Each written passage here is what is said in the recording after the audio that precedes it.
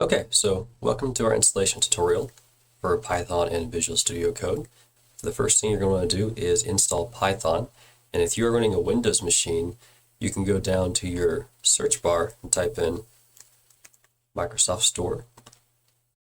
And you can go download the latest version of Python, typically just the highest number version. So we'll type in Python. And you can install 3.12, which is 3.12, the latest version for right now. If you're running a Mac or a Linux, you can open a web browser. Let's go with Chrome. Python download. We'll go to www.python.org, the official Python website. Navigate to Downloads. And it will automatically detect the version, the operating system you're running, and you'll just click Download Python 3.13.0. I suppose 13 is the most recent version. So now we have our exe for the installation. You'll double click this exe to run it, and we'll just install for the default location. So just click Next, Next, OK, etc., and accept the license.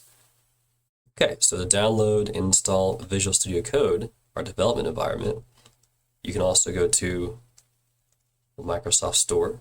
If you're running Windows, you can search Visual Studio Code.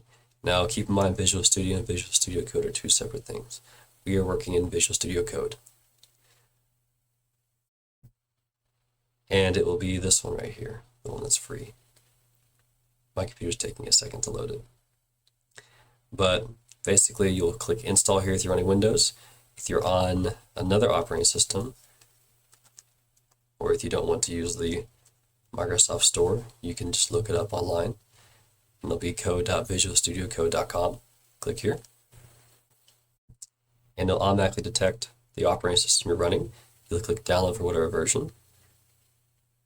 And it'll download it here. And you can run the installation exe and just accept all the default locations. Click Next, Next, Next, Finish, Accept License, etc. So once you have all these steps finished, that will conclude your installation. We can move on to the next part.